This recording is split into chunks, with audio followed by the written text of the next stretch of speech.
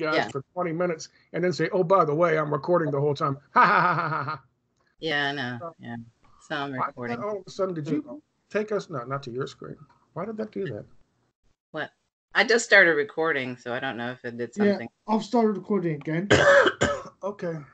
Oh, and now I have the software now. I can share my screen. Apparently now. I couldn't before. So do you guys want to say hi to your people in turn, or just start chatting? Just start chatting, man. What, Sunday? Today is Sunday, September 22nd? It is September. I hope it is. Let me see. Yes, it's the 22nd. Yes, I thought so. Okay. Yeah. Okay. So so Julie asked us about that overdose situation in Pittsburgh. Yeah. Yeah. And I guess there were a lot of conspiracy. I won't use the word theories, but people thought it had to do with the wristbands, the orange wristbands that they were wearing. And some people thought, oh, they were maybe laced with drugs or something. But the orange wristbands are like nightclubs will do that Yeah. now. They'll have them printed up specially if they know music group is coming or they're doing something. Yeah. They'll have them printed up specially and stamped, so you can't fake them. Yeah. Lots of venues will do that. And then it doesn't really matter if somebody gives it to the wristband or somebody else, as long as they're not underage when they go and come back. Yeah. As long as the wristband is the wristband, it's on somebody's wrist. They check their receipt, they've paid to get in. Somebody else paid the wristband. I mean, when I went to the UFO event in Washington State, where Captain K appeared, and I got to hear Captain K for free. Oh. Were they giving out wristbands? Is that why you brought that up? Well, because it was at a park, and it was there were other things going on. I just paid to get into the park, but because there weren't enough people really attending the UFO speaking event. K? Yeah, they said go ahead and go in, and I just stood at the doorway and listened to his crap. I was just laughing, and there were teenage college girls standing there snickering, and we're all just laughing at it's just ridiculous stuff he was saying. Yeah. So what happened in where was it? Pittsburgh? Yes, Pittsburgh. The overdose. It was and people were saying it was the South Side. I'm not familiar with Pittsburgh, so they said there are a lot of nightclubs in that area, and all men. So they probably gone to a club, and then that's why they had the wristbands. Yeah, and then they went to an apartment where one of them lived, or at least one of them lived, and probably did some drugs that were laced with fentanyl, and unfortunately, yeah. They're reportedly dead, but how did that happen? I don't know. Not all dead, but fentanyl is very powerful. And there's also, what is it, carfentanil, which is even stronger. That's an elephant tranquilizer, and it's really deadly. So it's hard to say exactly what it was, because, I mean, also club scene, ecstasy is a big thing, but ecstasy is, it's a gamble. I mean, I did X when I was in fucking college in 1985. Yeah. I mean, it was very, very few people really knew about it back in those days, but it was still a fucking toss up when you got it. What kind? Who did it? Yeah, you don't know. Wasn't it? Right. Huh? So I mean, huh? Yeah. I think it was some hard shit, wasn't it? Because I do hear about drugs and all that crap, especially with the partying scene. So yeah, it is some hard shit. Yeah. You don't know what you're getting with street drugs, and they're often contaminated with other things. And I know locally, I saw there was a case where I think a couple who had a young child, they decided to celebrate. I don't know, somebody got a new job or something. I don't know what it was. And so they celebrated by taking some drugs, and I think they might have even just been smoking weed. And even marijuana, street marijuana, can be laced with fentanyl or carfentanil. Yeah. So you don't know with street drugs, you do not know what you're getting. typically it's either PCP or somebody gives them spice and tells them it's fucking weed. Yeah. Yeah, you don't. Street drugs is it is a real gamble. You don't know what you're getting. It's a terrible situation. I don't know why people would be curious about it. I mean, it's multiple fatalities from one private party. Yeah. It's rare, but that's usually because they don't do it all at the same time. They do it, one will been doing it for a while and one will do some, and then an hour later somebody else, and an hour later somebody else. Yeah. So if something happens, it happens to one of them. It doesn't happen to all of them at the same time. That's what's odd about this, I guess. Yeah. You don't see like a mass overdose like that usually. That's why I think maybe it might even be X as opposed to, because everybody at the same time can go, okay, here we go, pow. When you fucking shoot up heroin, right. That's a whole process, and to have 7 rigs going at the same time. Yeah. Not that I've ever shot heroin, but to have 7 rigs going at the same time, that doesn't happen. I mean, it's rare. I mean, maybe they all did. Maybe they all had their own fucking rig, but so that's why I think maybe it might be something like ecstasy or something like that. But who knows? Who knows?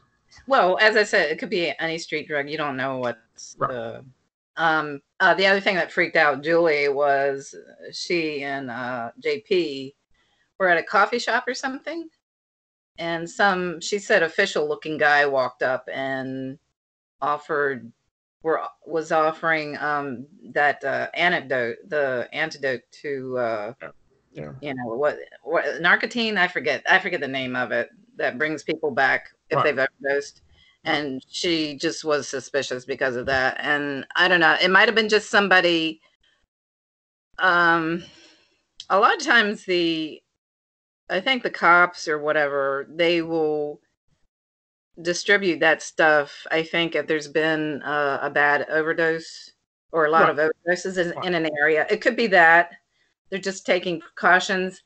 Yep. I think maybe in her mind she was thinking that this overdose had been deliberate, but I don't know, with the street drug and like I guess I don't know, the CIA and its history with flooding areas with narcotics. So I don't know, who knows, but I don't know.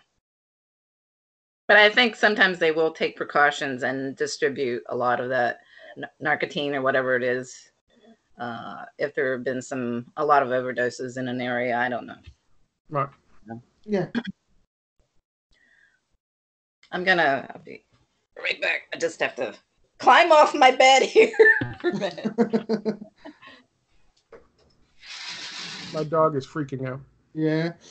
I'm trying to get 2 dogs walking into the camera. I'm sorry, what? Did I see 2 dogs just now? No, that was him going. Oh, okay. All right. He looks like 2 dogs. He looks like 2 dogs. It's me. It's me and my dog. Thank you very much. I know I've been letting myself go, but I don't think I look like a dog quite yet. All right. So what do you want to talk about today? Okay. Well, Abdul did a video about the Israeli elections. So maybe we'll talk about that. Okay. And I think he knows more. I haven't followed it closely, so. I've followed it somewhat closely, and to be honest, I've seen the results just being virtually deadlocked, with some predicting that Netanyahu is going to lose. Mm-hmm. But the reaction to that story, even if it was going to lose or win, it's just baffling, because some of these pro-Palestinian accounts are celebrating it as if things are going to get suddenly better. But when you see what are the past actions, do you really think things are going to get better by any stretch of the imagination? Well, first of all, when is the election? What's the date on it? And then who is the guy who's in the deadlock with him? First of all, Netanyahu is in deadlock with Benny Gantz, and he's supposed to be representing the centrist side of the Blue and White Party. Okay. And his policies were supposed to be more lenient towards the Palestinian cause, but when you look into the background, the opposite's pretty much true. Yeah, he's got a bad history, doesn't he? Yeah, exactly. Yeah. What's the name of his party again? Blue and White Party. Blue and white. Oh, blue and white as in the flag. Yeah, you know, yeah. Okay. Blue and white party. Okay, got it. But obviously, how about the red, white, and blue party? Yeah. So how much time is there between now and when the election takes place? Well, the voting's already been done, but I think the results are going to come out in 2 days' time, 24th of September, and then that's when we'll find out for sure as to what's going to happen. They're judging by the exit polling, the result. Yeah. Yes. Yeah. Yeah. That's what it was. And it's complicated. Israeli politics because it's just always a coalition of a bunch of parties. It is. So it gets complicated about who forms a government and that sort of thing. US policies reign supreme, really, and everything else in between. It's just like you might as well just have, might as well call yourself fucking one party. End of story. So they're both like ultra conservative, both the Blue and White Party and the Blue and White Party is still what? Pardon? The Blue and White Party is officially, well, supposed to be less harsh than the Likud Party, but I don't think so. No.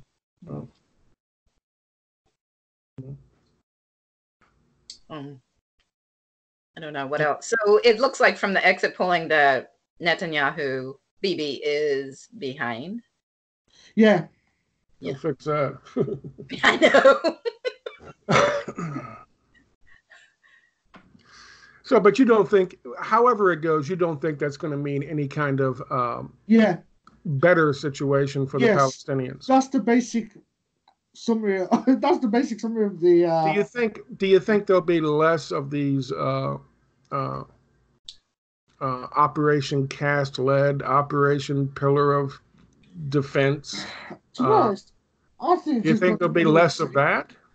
Less outward institutionalized IDF aggression towards Gaza, or do you think it'll be the same? I think it'll just literally be the same as it was before. Not much difference, if anything. It was just I think it'll still just continue. That's my take on the whole situation. And even some of the reviews like from Plus 972 magazine have concluded that they'll think that that's going to happen. Just the same. The status quo is going to continue no matter what will happen. How about his stance on foreign policy? Do you think the bombings in Syria will continue? I don't know about that, but I think, like I said, I just think it's going to be a case of different day, same old story, really. But he hasn't said much about Syria yet, and from what I've researched, their policies are more or less kind of. Well, when it comes to key subjects like Palestinian, the foreign policies and stuff like that, is too similar for the most part. So we'll have to wait and see. You gonna do an update video on that when yeah. Hopefully I will. Hopefully I will.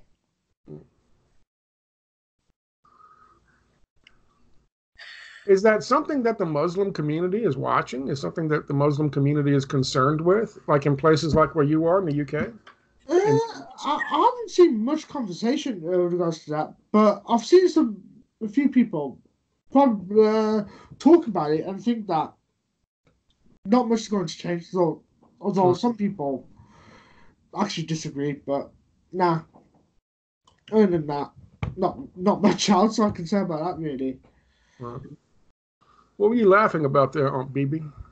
Something striking. Laughing that Abdul is the official spokesman for the Muslim community in the UK. No. He's not the official spokesperson for the Muslim community in the UK. He's the official spokesperson for the Muslim community in the Three Eyes group. The three of us. He has his thumb on the pulse much more so than I do, and probably more than you do. So I'm going to say I'll defer to him on that for that. Okay. Oh. Okay. Whoa, damn it. And then my computer opened another tab. Jeez. A porn tab. Oh God! Stop the sex jokes. God, really, like today, what the heck is going on? Jeez. Past few days have been pretty rowdy like that. You didn't do a video yesterday because you did a deep dive into porn. I didn't. I was watching John Holmes fucking videos all day, getting mad. Apparently, I think so. I think you are. Feeling more and more inadequate every time I watched a fucking video. God damn it. Oh, Lord. That's fake. That's fake. God. So, what else are we going to talk about? Well, let's talk about China. Let's talk about China. You know, in a video I was talking the other day, and I was trying to think of someone's name who I respect and have a lot of respect for, and one of my viewers sent me an email, and they sent me a link, and I'd already seen the article. Oh. It's Pepe Escobar. And I have so much respect for Pepe Escobar. Oh. But he said, well, I used to be in Hong Kong and blah, blah, blah. And there's a lot of people in Hong Kong who really want change and they want revolution and they want this shit. And he was doing the same fucking shit that Luke Radowski was doing. Mm-hmm. And this guy who sent me this, I said, I don't know, Scott, what have you written? I'm like, what have I written? I've talked about this shit. I've said go watch fucking BB stuff. Let's talk about what's going on with Hong Kong for a bit, if we could. And I'll start it off by saying one name, Greta Thunberg. Now holding up fucking writings talking about, Russia and Hong Kong, let your children protest for global warming. Did she? Oh yeah. Russia and Hong Kong. Oh god. Yeah. So she's they're cross promoting, and that's what they do. That's what NGOs do. They cross promote. Yeah. Well, I discovered by glancing at Jamila Rakib's Twitter page, and she is the head of Gene Sharp's Albert Einstein Institution, the Color Revolution Institution. On her Twitter page, she was promoting Extinction Rebellion, an Extinction Rebellion event where they were going to show how to start a revolution, I think. Yeah. Gene Sharp's, yeah. So I realized that the Extinction Rebellion and Greta Thunberg is another color revolution. And then when I saw Serja Popovich, who's connected to Gene Sharp had mentored Serja Popovich, who was part of the overthrow of the Milosevic government in Serbia. Yeah. He was promoting Extinction Rebellion and Greta Thunberg too. Yeah. And that pretty much confirmed it all. Yeah. That whole, So color revolutions galore. So I didn't know that Greta Thunberg was cross-promoting with Russia, where they're trying to overthrow Putin's government. They've been trying, and then the Hong Kong protests. Yep. So it's all connected. All these things are connected. It's not a surprise coming from Greta with regards to what she's been promoting as of late. So, yeah. I mean, it's also a pattern, and it really is. I mean, I did a video a while ago talking about Epstein and, of course, the young people in Hong Kong. But now, we can bring in Extinction. What is it? Extinction Rebellion. Rebellion. Yeah. Okay. And it's all the kids. They all use kids. They're all using kids, and this is now. It seems to be a trend in these NGOs to go younger and younger and younger. I mean, there was one thing that Greta said about, we really want your kids your kids should sacrifice their education to save the planet. And I was thinking, how fucking diabolical is that? Try to get children to refuse to go to school to get their education, to put that shit on hold. And how long would it take? Would it take a month? Would it take a semester?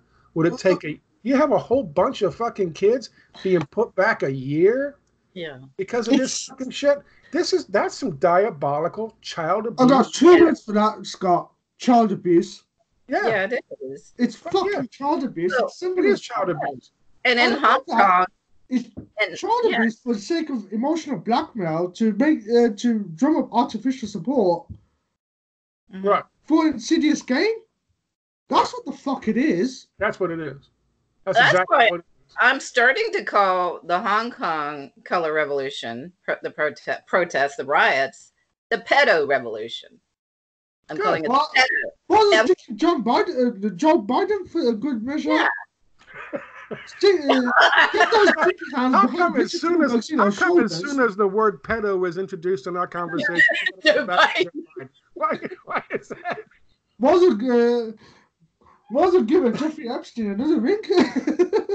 Oh, speaking of kids, remember that sex cult I talked about in a video? The freedom high or cunts. I said the word.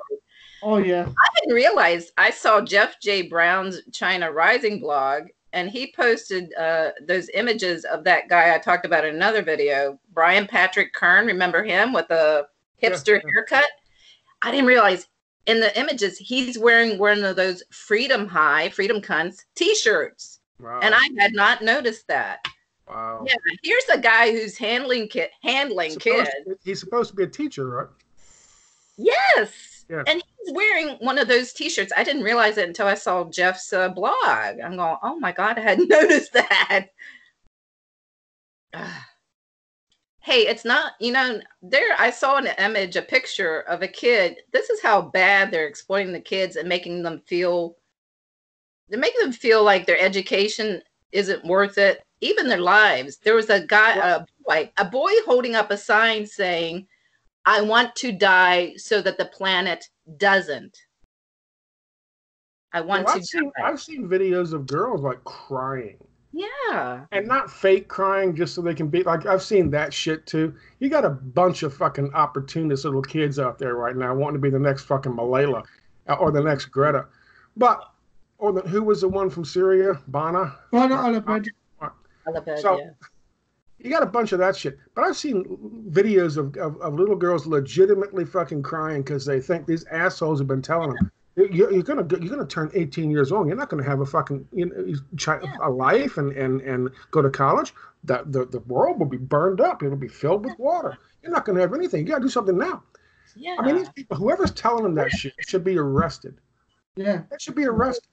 Yeah. And in Hong Kong, they arrested a boy who was 10 years old protesting or rioting. I saw that. Was he the one who was crying on the fucking ground? No, not him. But there was another kid I saw yesterday or day before. And so they're using kids as young as 10, probably younger. And they're telling them to boycott. They've told them to boycott classes to keep the protests going. And they protest at the schools, and the parents are getting pissed off at their kids being used in the Hong Kong schools for protesting instead of getting an education. And if this is effective at all with passing the fucking neoliberal globalist fucking Green New Deal or any of that shit, if this is effective at all, you'll see them use this over and over again. There'll be kids staying out of school, protesting until they snatch up daddy's guns. I mean, they'll be doing this shit over and over and over again. They'll be using these fucking kids. That's just vile to me. It really is. Yeah, they used to use kids in the factories back during the Gilded Age. Remember, it's the same thing. Same thing going on. Yeah. So much wretched shit going on. It's just unreal. Yeah. It is. And then I did that video about Egypt because I thought that looked fake. And so I think we talked about that, and you found some very interesting. I didn't know the reasons. It just looked fake to me. The protests against Sisi. Mm-hmm. Conveniently, as he was leaving the country to go to New York for the UN General Assembly. Yeah. But again, there could also be Al Sisi doing that. I've looked at other videos, and the vast majority of them are military-age young men. Yeah, after you mentioned that, I looked, and yes, they are. In a country where it's illegal, and they will arrest you and disappear you. Yeah. For protesting on the street if you don't have a permit to protest. Yeah. That's what Al-Sisi's government is all about. They have arrested 10,000 fucking Muslim Brotherhood members and just basically disappeared. Yeah. They just arrested 3 months ago, I did a thing talking about how they arrested 5 people for trying to start a centrist fucking political party. They literally just filed paperwork to start a centrist party, arrested them motherfuckers. Yeah. So you ask yourself, in that kind of environment, in that kind of country, why are these young men out there feeling the need that they can have nothing on their faces? And they know they're being recorded. They know there's cameras all over the place. Yeah. Why do they feel like they can get away with that? Mm-hmm. That's a good question. It's very possible that Al-Sisi is doing this so he can then round up opposition members. Yeah. And them arrested. It's all about control. The one behind it. Well, I mean, who knows what it is? Yeah. It does look very suspicious to me. Yeah, I know you were thinking of doing a video or something, but maybe you're waiting to see what's going on. I don't know. I know you found a lot of interesting things that might explain, but it's hard to tell. I just could tell that it was fake. There was something weird, like this whistleblower, Muhammad Ali, blowing the whistle on Sisi's corruption. Okay, we didn't know that already. There's been reports on his fucking the mansions he has now, the money he has now. What's the point now? Like Barbara said, it's just old shit, really. Lim Stankat stuff. Yeah. Yeah, and it was like Muhammad Ali called for protests in the streets on social media, and instantly there were protests on the streets. Right. And the U.S. Embassy knew in advance there were going to be protests on the street. And the mainstream media is talking about the protests. So as soon as the New York Times is talking about the protests, and the Washington Post, and I think the Guardian, I can't remember, and they're using the same wording too. I know I mentioned to you, they're all saying, they're calling these protests rare. Like, why are they always using the same wording? Right. I don't know, like rare. Oh, these but are rare. We did find where that they have Al-Sisi is our puppet, and he was installed by fucking John Kerry. Yeah. Because Morrissey was pushing it, had created the constitution that was anti-neoliberal. He had kept putting back the IMF saying, yeah, I'm going to do it. And then as soon as the constitution was signed, the austerity measures in the IMF loan were illegal. So he couldn't because of the constitution. Yeah. And of course, John Kerry and Barack Obama didn't fucking like that and didn't think that was funny. So he had to go. So Al-Sisi was our puppet. He's been our boy. And he's been pushing austerity measures and all of this shit and doing the right stuff. However, we talked about this, Barb and I did. You dig a little deeper, you scratch a little below the surface, he's also getting mighty close to the fucking Russians. He's certainly getting really close to the Chinese. And I mean really fucking close to the Chinese. He's taking money from the Chinese. The Chinese right now, the biggest investors in fucking Egypt. He's taking money from them as opposed to IMF fucking money. And he's already got S-300 systems, and he's thinking about the S-400. That's a big no-no. Yeah. That's a big no-no. They don't want the S-400. No. Egypt's biggest export market is China. Yeah. Too. And, I had people, after I did that video, there were people who were saying, it's probably Qatar. Because Qatar doesn't like how Sisi treated the Muslim Brotherhood or something. I don't know. These are like Egyptians or people in the Middle East are saying. So I don't know. It's also that Egypt participated with Saudi Arabia in the. It wasn't a boycott. What is it when they block off, barricading off part of Qatar? From Saudi Arabia. Oh, yeah. There was. Egypt was involved in that as well. Okay. But again, in terms of it might be us doing it.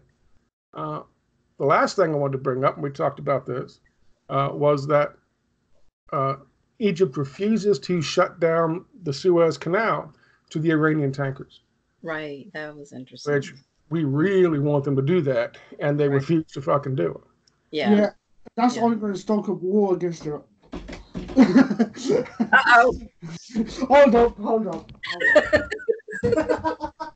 What the fuck happened? Did a gremlin jump in there on him? What happened?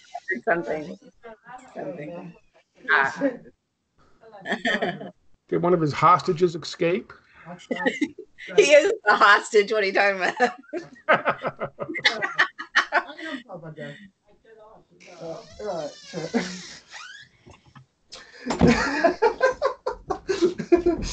Well, sorry for that interruption. One of your hostages was trying to escape and came through No, the FBI is going to break down my bedroom door. Shut up. I just realized Abdul's looking kind of like a Bangladeshi Uncle Fester right now. With the shaved head. Yeah. Adam's Family, Uncle Fester. He's got that H.A. Goodman look now. That's what I was going to say. Looks more like H.A. Goodman. That just dawned on me with the shaved head. It's because of the camera angle and the shaved head. He looks like H.A. Goodman. Yeah. Oh God! It makes you look younger. It's good. Thanks. Yeah. I like being bald anyway, so it's all good. But yeah, we're talking about Al-Sisi and Iran, and the fact that you just want to shut down the Suez Canal. What? Because otherwise, dude, I can't. I'm lost for words now. But basically, the US obviously wants war, and Egypt's not coming into that, so they're gonna find another way to start war now. If we wanted war with Iran, we would already be at war with Iran. Yeah. We don't want war with Iran because they know that it'll ignite a shitstorm over there. What they want is for Iran and the people of Iran to be either sanctioned into wanting to change leadership, so they will change foreign policy, or they want the leadership and the oligarchs, the people who have the money and control in Iran, to say this is costing us too fucking much. We got to move on from this to something else. Yeah, that's what they want. They don't want They don't want all out fucking war. No. They don't want boots on the ground. They don't want bombing. Indirect warfare is what favors them. It's irregular warfare now. Yeah, irregular warfare. Yeah, my bad. But still is indirect because there could be another green revolution like Hillary ran when she was Secretary of State.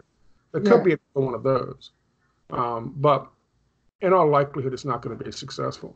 I had heard someplace that the next presidential election, Ahmadinejad is considering running again. Have you guys heard anything about that? No, I haven't heard that. No. Yeah, I had heard he was considering doing it again, running again. I don't know if that's legal there or not, or I assume it is if he says he's considering it, but that would be interesting. Oh, that rings a bell. Well, no, not that he's planning to run again, but I just had seen some mention of him in connection with WikiLeaks, that he had Ahmadinejad had said that WikiLeaks was a threat to Iran because it was demonizing Iran, and yeah. People think that WikiLeaks was such a great thing. Well, there is some truth, but they were pushing out a lot of propaganda about countries that were targeted, like Iran. Funny you mentioned that WikiLeaks is a threat to Iran, because someone who goes by the name of Dead Patsy, Chris Rulon on Twitter, highlights that constantly all the time. He does what? I said that Chris Rulon, who's better known by the name Dead Patsy, highlights WikiLeaks and Iran being tagged in WikiLeaks leaks all the time in the tag cloud. Well, WikiLeaks, the whole fucking the thing that Bradley Manning or Beatrice Manning or whatever Chelsea Manning now. Chelsea Manning. The whole thing is that was supposedly leaked by this low level nobody who knew nothing. The whole thing about that was they were State Department cables for the most part. Yeah. And then, as it came to pass, lo and behold, all of a sudden, someone started noticing cables that were coming out after Bradley Manning or Chelsea Manning no longer worked there anymore. Yeah. And they said, "Oh, there must be a second leaker," but of course that was all hush hush. They're just State Department cables, and the State Department cables are not something that is vetted intelligence. It's just theory. It's just hearsay. It's just this. It's just that. Yeah. It's my man on the inside in Iran said, and that shit goes out, and of course WikiLeaks then publishes it. Yeah. And then of course, New York Times is told, "Hey, go look at WikiLeaks, this thing right here, and write about this." That's how this propaganda she was talking about ends up working its way into the popular vernacular, the popular discussion, right? So that's the purpose of WikiLeaks. That's what the purpose of WikiLeaks has always been from the beginning.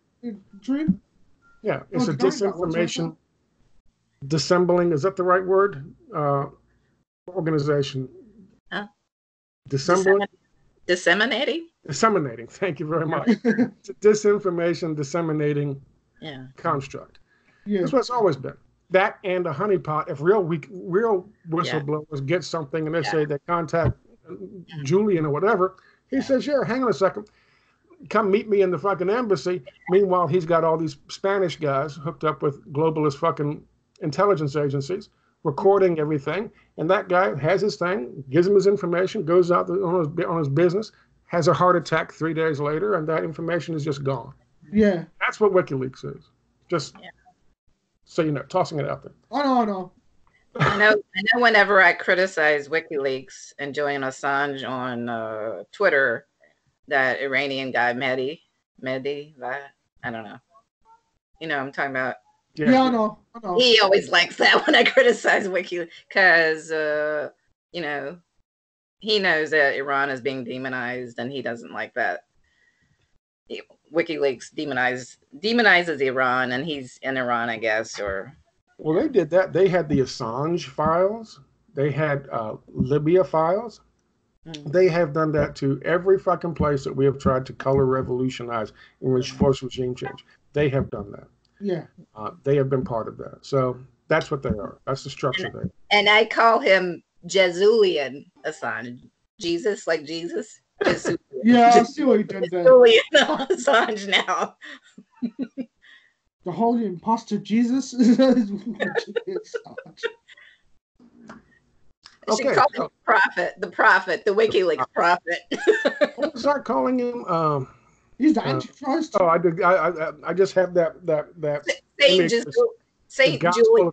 The Gospel of Saint Julian. I put that up. Yeah, I know. I love that image. And they're still pushing that shit, man. They got Roger Waters out there. They got that fucking behind that shit now. I mean, goddamn, really?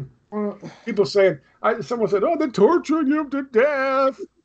Yeah, where is he? He's at this place. Can you see him? No, you can't see him. I guess not, because it takes a while to get the fucking private plane from fucking, the Bahamas back down to fucking London and put him in the fucking cell so you can meet him.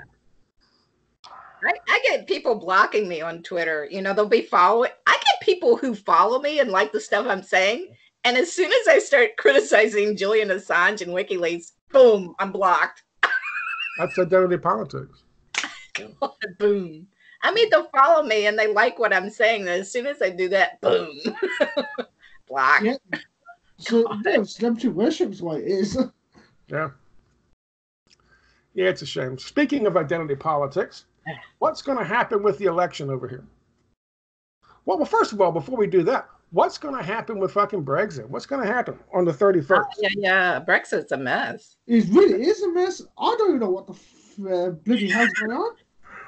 I've lost track, and I've lost my sanity trying to keep track of it.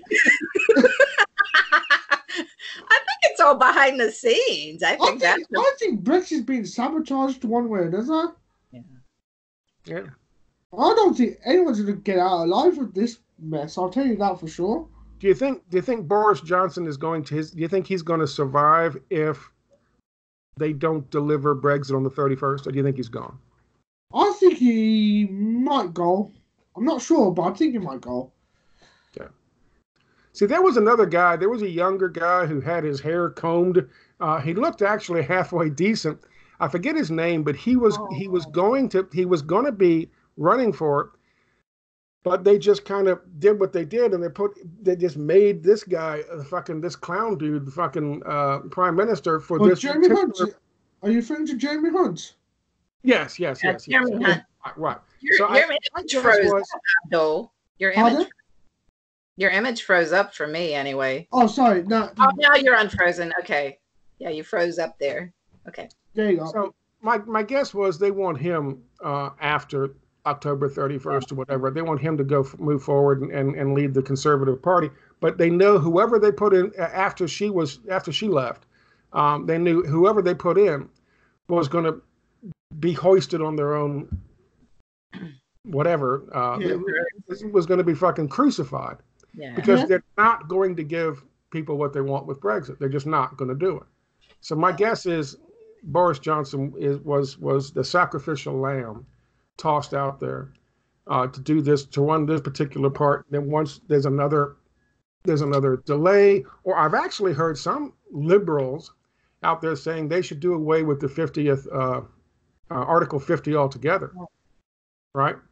And say that Article 50 doesn't apply anymore, and so we don't have just 2 years. We have as much time as it takes, and they'll just drag it out indefinitely and it just causes economic uncertainty for the UK. And it already has caused a massive effect with regards to the currencies and all that. So, yeah, people are not very pleased about this at all. Right.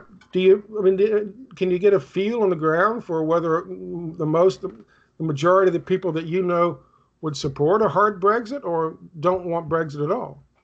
To be honest, 50-50. It's literally a split.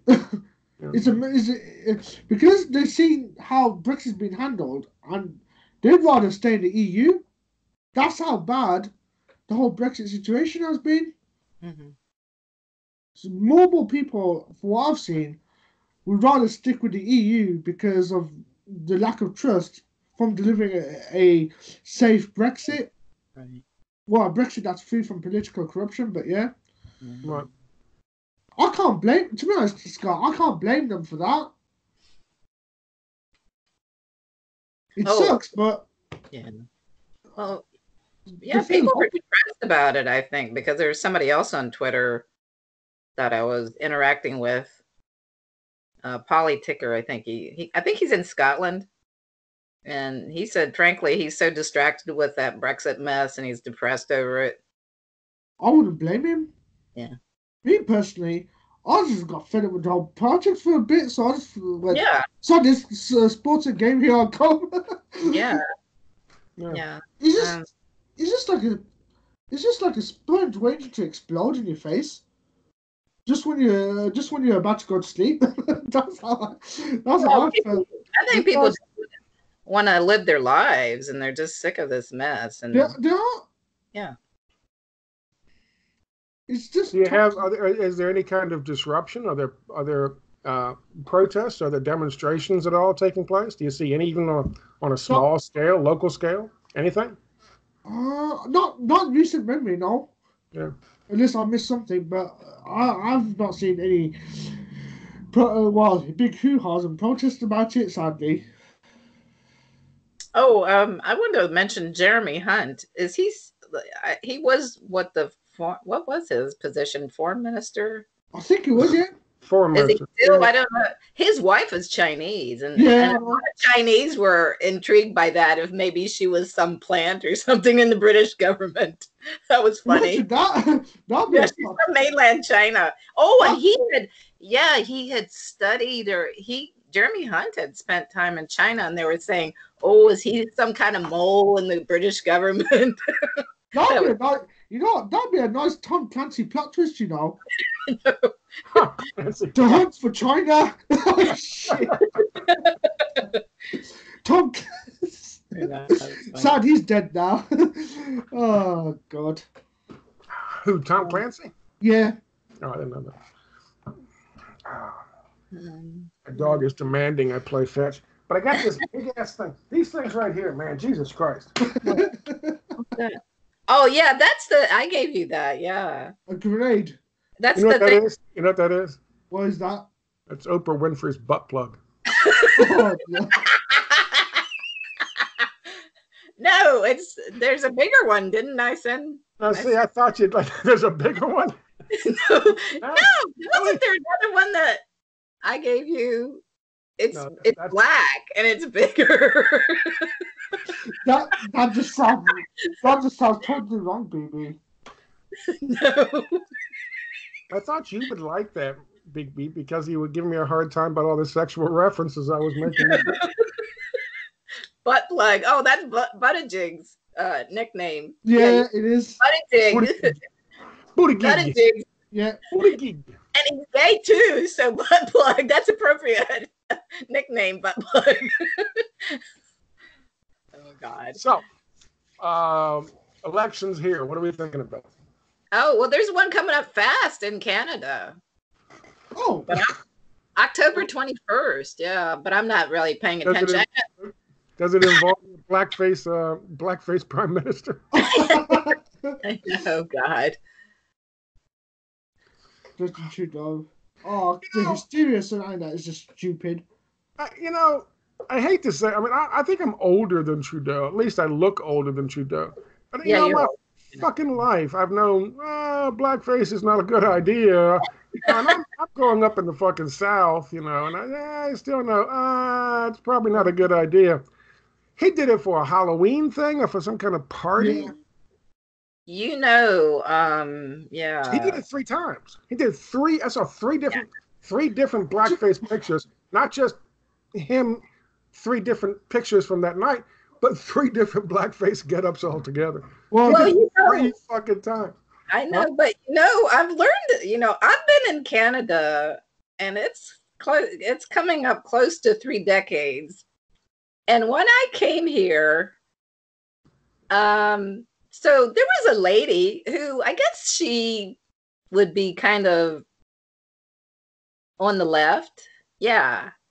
And she told me casually once here, when she was a kid, they had a black dog named the N-word. Oh, shit. I know. There's some different attitudes about, the racism actually in Canada, sometimes as far as Afro-Canadians, is worse than the US. I'm not kidding. So, she just said it casually, and I'm going, really? Wow. They don't call it the Great White North for nothing. There was a type... YouTube suspension incoming. Yeah, but there was a type of candy, a type of licorice candy that people bought here, and it's called now Black Babies. They're called Black Babies, but the original name was the N-word, N-Babies. I'm not kidding. This is a candy, a licorice candy in Canada. Well, I mean, here's the thing. You say that about Canada, but because the community is so much smaller, the African community is so much smaller in Canada, I kind of understand how they'd be behind in catching up with that, because the community is so much smaller, and they'd have to just, okay, we'll keep quiet, because otherwise it'll kick us out of the fucking country. You know what I'm saying? Because it was so much smaller. Here it was there's so many more African Americans. Yeah. But percentage-wise, Okay. And they don't play down here. Yeah. They'll set shit on fire down here. That's some other stories. Here's another story. Now, you remember the series Roots in the U.S.? About Kente and his, Roots. So they had a program they made. And they called it the N-word story? No, they called it, it was a book. It was like Roots. It was based on a book, but it was called The Book of Negroes. Oh. But the story was this African brought over as a girl to the southern U.S. and was a slave in the southern U.S. Now she makes her way to New York. I think her slave master went to New York or something. She was in New York. And then during the revolution, they get the chance to go. Oh, so there were British. And they said, oh, you can go to Canada and be free there. So she goes to Canada. Things are as bad or worse in Canada. So the Canadian version of Roots is she goes back to Africa because it's so bad in Canada. Oh. You know, in the U.S. they She goes stay back to her roots. in the U.S. the African Americans try to stay and improve their lives. In Canada, they go back to Africa. It's so bad. That was the story. Yeah, the Book of Negroes. It was a series. Let me just do my real quick thing. The blackface thing I was joking about. Yeah. So when I was young, there's no excuse for him being young and not understanding. No. Maybe because of what we just talked about, it's less something he would have known up there than what we'd be sensitive to down here. But that's still no excuse. No, because in Canada they're really into identity politics, and yeah, that would not be approved of at all. Generally, yeah. I have to say, in all fairness, to put this out there, I have been in blackface before. I have done blackface. I went to James Madison to be an actor, to learn acting. Yeah. I did a director's class workshop scene, and it was on main stage. We did the whole Harold Pinter play called The Room. I think it's Harold Pinter, or it might be Joyce. I think it's Pinter, called The Room, where this guy comes in and you got these two old people in this fucking room talking back and forth, and in comes this guy out of nowhere, this blind dude out of nowhere, and he sits down in the middle of their fucking table, and they go back and forth and talk about this shit, and he ends up killing him. For some reason, the director decided I would do it in blackface. I was a guy coming into the fucking room. I mean, I'm 6'4", I'm kind of intimidating, so that's what they wanted, so they cast me. But rather than casting a black person, they cast me. Now, the funny thing is, didn't do anything to my hands, and back in those days, I had straight, long, almost bleached blonde, but I never bleached my hair, but almost bleached blonde hair, just pure blonde hair. So in I come with this black face and the blonde fucking hair and my white lungs. It's absurd. That's what he's looking for. That's as jarring as bloody mad. But there might actually be someplace a photo, if something happens, you know, and all of a sudden I'm somehow famous, and they all of a sudden whip out this picture. Here's Scott in blackface. Yeah, no. I want it to be, you know, I want you guys to have it in the context. I don't want it to be a record. It wasn't my decision. I wasn't happy with it. That's the part. I was thinking, when I looked at the whole story in regards to blackface, you have to look at how things were done in the past and what the text was. And if you look at 90s TV shows, for example, they were more crass than what we have today. Oh, yeah. And if you go further back into the decades, like the 50s and 60s, where ethnic diversity was not much of a thing in the UK, or as not as much as a thing in the UK as it is now. Yeah. But people still are getting ridiculously outraged over something that has happened several decades ago that they don't do. They don't understand, and you can't put it in the right context. Yeah. It's just bullshit. That's what it is. I don't know how to say it, but could you imagine if they tried to do All in the Family? Now, someone did. Someone did All in the Family on Broadway. Oh, really? They did, yeah. Someone did, and I forgot who played fucking Archie Bunker. If one of you guys can look that up, I can't do it with mine, but if you can look that up, somebody big name actor fucking played Archie Bunker just recently on Broadway. Yeah. On stage? Oh. Yeah, on stage. Wow. But could you imagine trying to do that show now? The way it was just you get canceled. You would be canceled. The cancel culture is really toxic right now. Yeah. You say you do one thing that's in the past. That's it. You're fired. End of story. Just like that. No chance for repentance. No chance for, explain your side of the story, which is far more true than anything else. Now, fuck you. You're fired. End of story. Get the fuck out. Hang on a second. I'm going to try and see if I can find it. I'm looking. I'm seeing ABC restaging of All in the Family and the Jefferson episodes live in front of a studio audience. Yeah, just this year. Is that what you're talking about? Woody Harrelson. Oh, it was Woody Harrelson. Yeah, and it's a tribute. Yeah.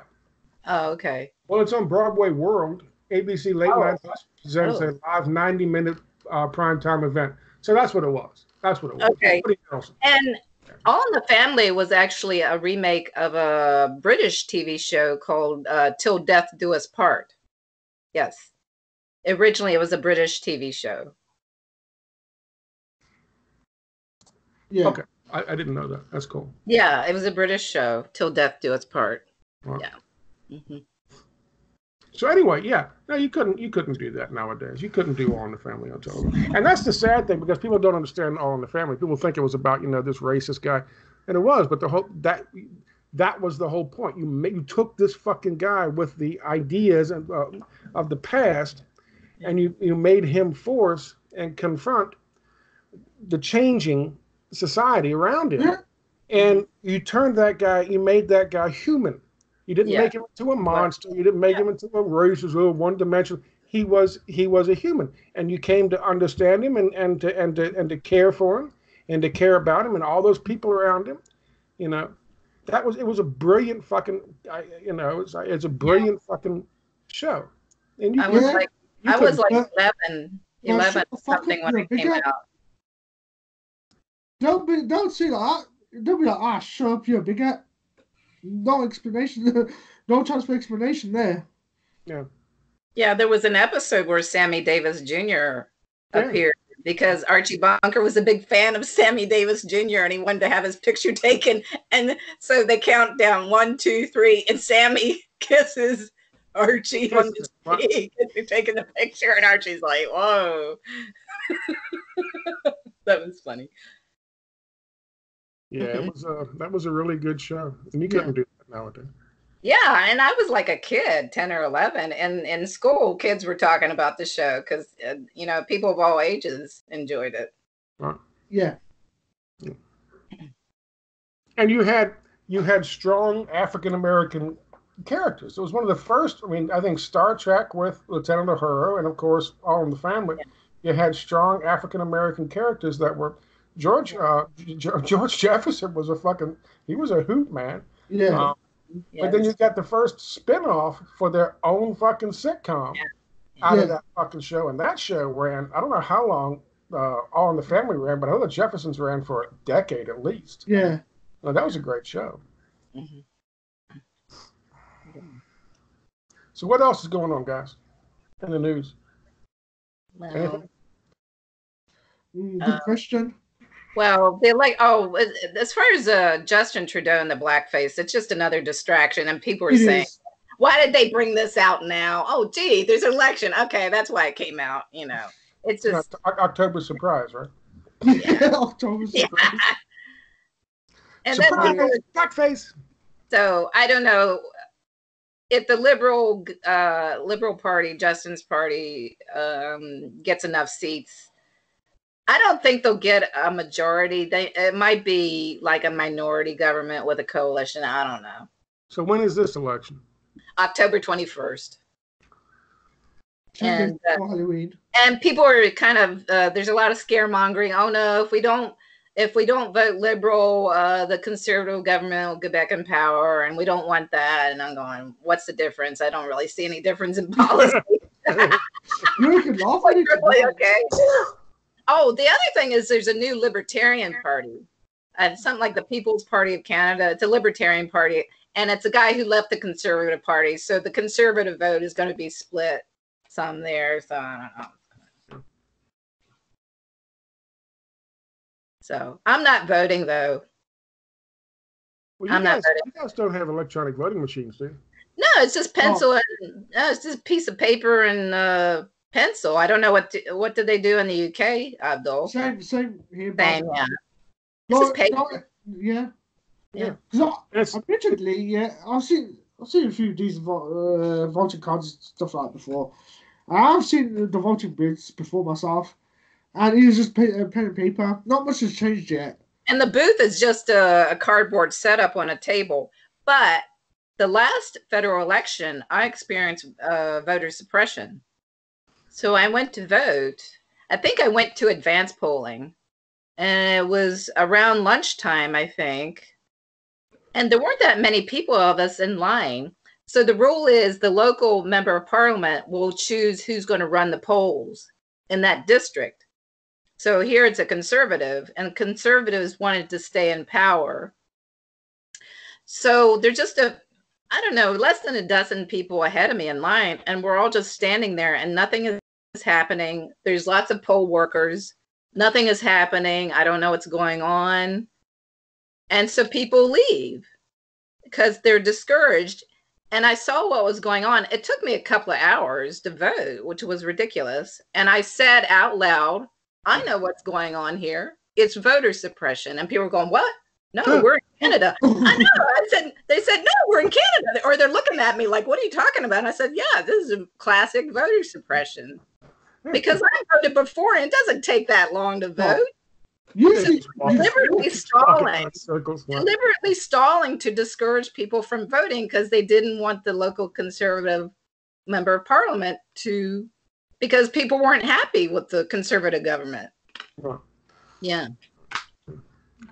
Well, there's all kinds of ways to do it, but not as. Listen, we lead the country in one thing. We lead the country in fucking terrorism, or the world in terrorism. But we also lead the world in fucking rigged elections. Yeah. Like I talked about today. I mean, in my fact, what we do is what we put up with is fucking amazing. Nobody uses these goddamn machines.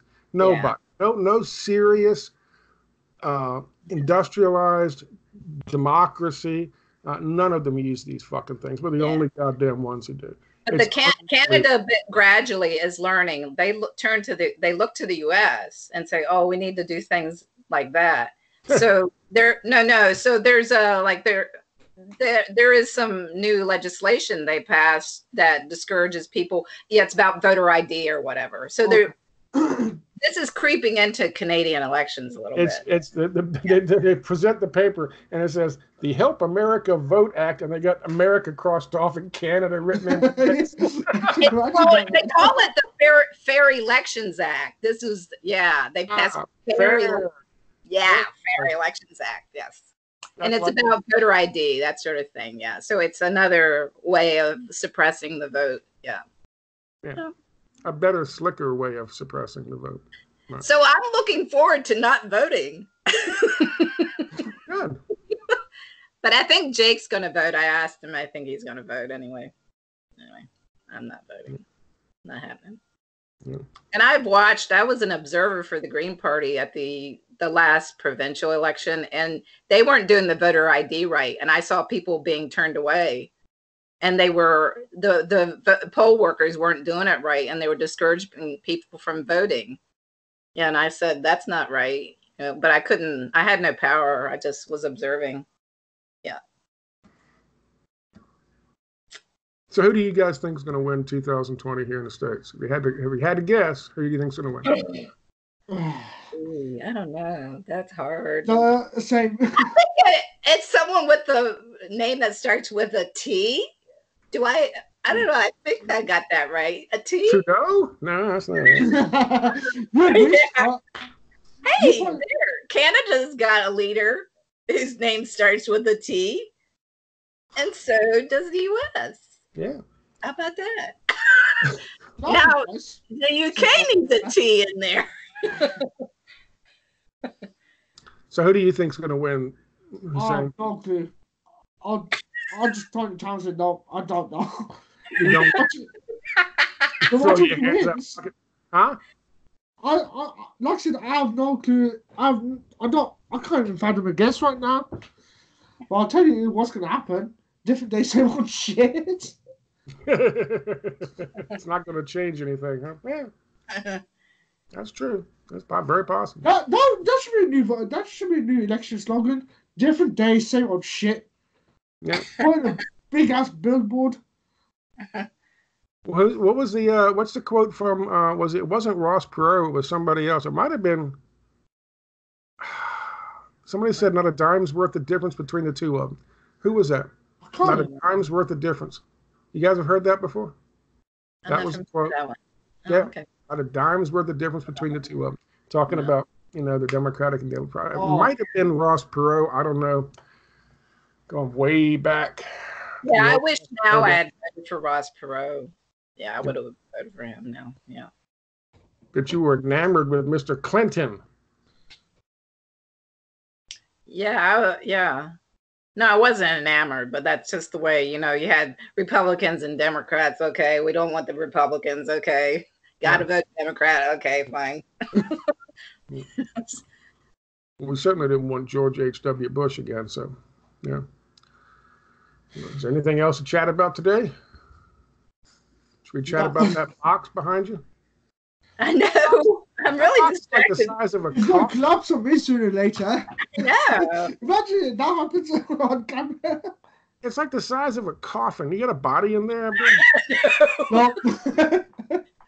I see you got it leaned up. I can't disclose that information, Scott. I see you got it leaned up on a door or a window. Is that a door?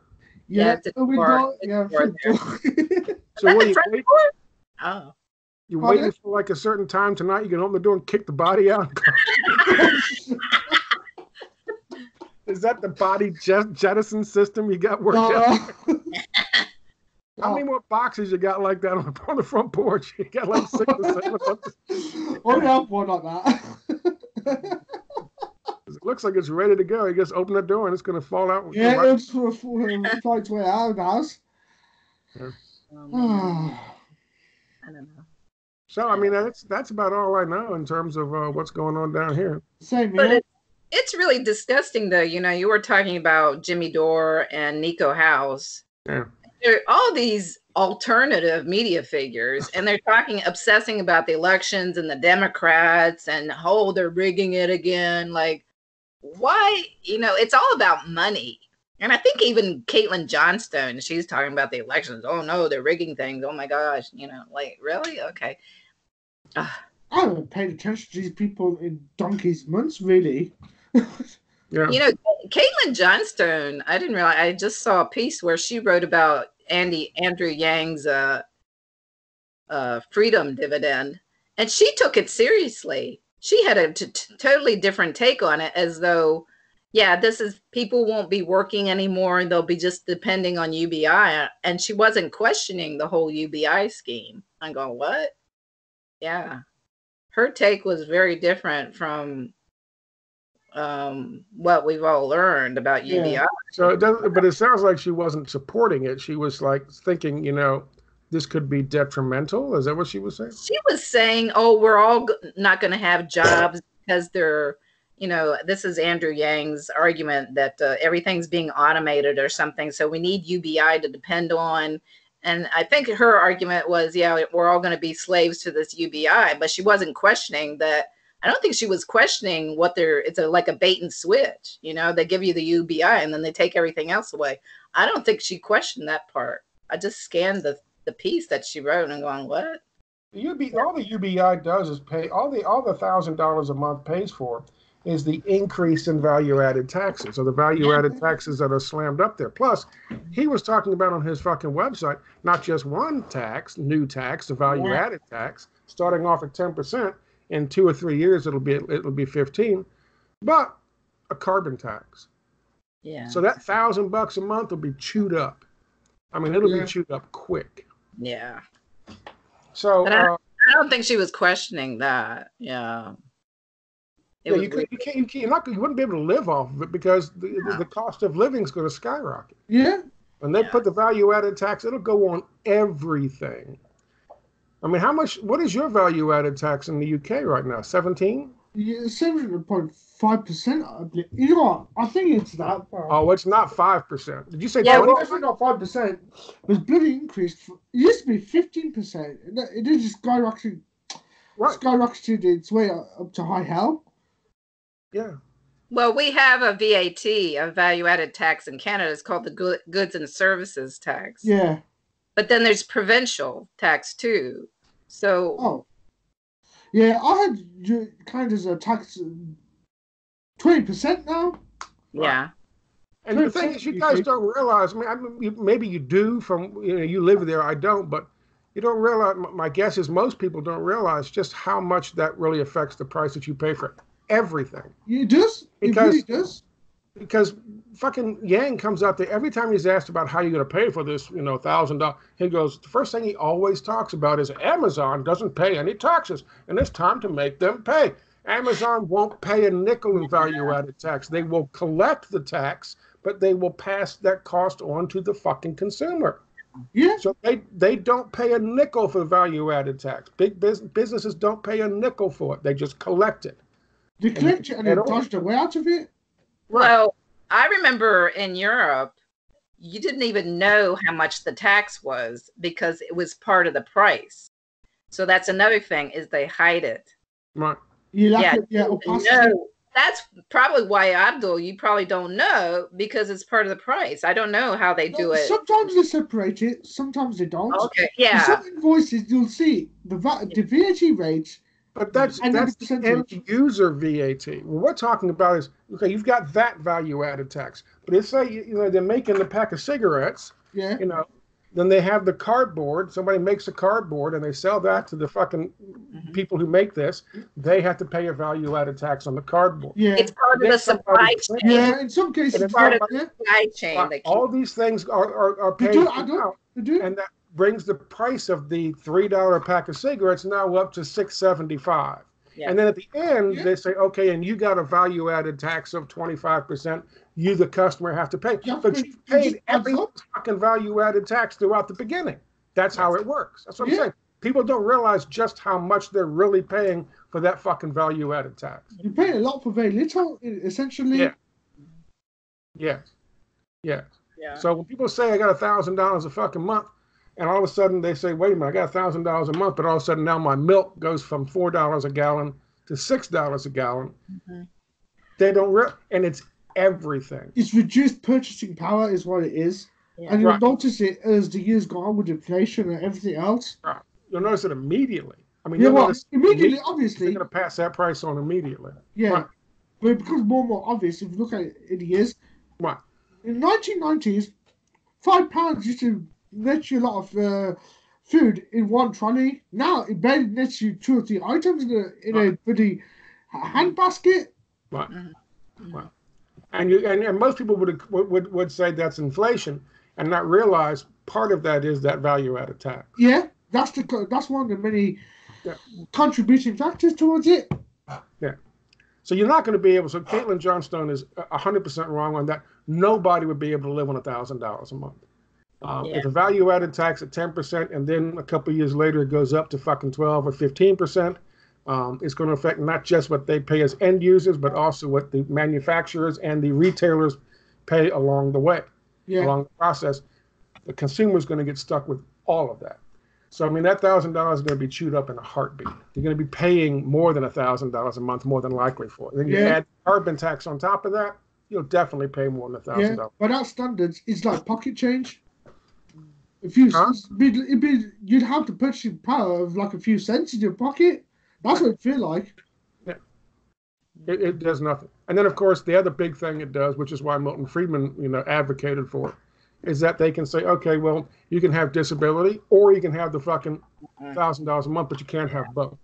Yeah. The guys who stole, who rigged the fucking economy and with, credit default swaps and destroyed our economy and the UK's economy and economies all across the fucking world, those guys can get $1,000 a month. But somebody on disability or some elderly person on Social Security, for some reason they can't. They got to make a choice, either or. It's just, the whole thing is just sick. It's like going back, if we want to round it back up to our talk about the kids and how the kids are being used by these NGOs. It's just savage capitalism, when we impose it on other people across the world, and people like us sit around and talk about it and say how horrible it is and try to expose it. In the end, it always comes back. The evil you impose on other people will always come back to roost. The chickens come home to roost. Yeah. The chickens come home to roost. Yeah. So, I mean, and that's what's happening. That's exactly what's going on here. Yeah. My dog is eating my chair again. Your dog's going to be eating your leg if you're not careful. You think I'm kidding. That used to be part of the shield that goes over top of the plastic wheels. Yeah. That was the shield. Oh, and he's destroyed it. That's it. He's looking guilty as shit. He's like, get his teeth pulled. Get his teeth pulled. One of these days I'm making a video, and all of a sudden I'm going to go, because the fucking wheels are going to break off his damn. Oh. And he's sitting there looking at me like, you're going to pay attention to me now? I better go take him outside, go pee. Yeah. Oh, that's fun then. Yeah. It's nice talking to you again, guys. It's been about a month. Over a month? June, More. July, August. Well, yeah, 2 months. 2 months? It's been quite a while. A couple months anyway. Yeah. It's good talking to you. Same here. We'll have to do this again. Do it again. We'll try to do it more regularly now. Yeah. Now that you've shaved your head. Yeah. I'm just like seeing a Bangladeshi H.A. Goodman Uncle Fester right now. Oh. You're not old enough to be Uncle Fester, but I do see the H.A. Goodman comparison there. That does kind of work for me. Oh my God. Oh, God. An H.A. Goodman of color. H.A. Goodman in brown face. Oh shit.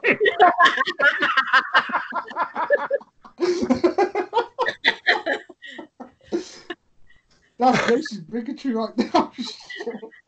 a brown H.A. Goodman. He's Jewish too. H.A. Goodman's Jewish too. There you go. Oh God, that's anti-Semitic then. Oh no, I'm an anti-Semite. They're the ones who started it, aren't they? They're the ones who did the old vaudeville stuff. Yes, Al Jolson. Yeah. Yeah. Oh, stop it. Jesus Christ. All right, I'm going to have to run. Yeah. So thanks again. Let's do it again like in a month. Unless the world blows up. Yeah. We have all our bunkers, but yeah. We'll see what happens. Okay. But it's been quite fun. If Greta Thunberg doesn't tell us we can't do it anymore, then we'll definitely do it in next month. But I got to run. Good to see you guys. Okay. See you folks, man. Take care. Okay. I'm going to stop recording. I will stop recording anyway. Same here. Recording.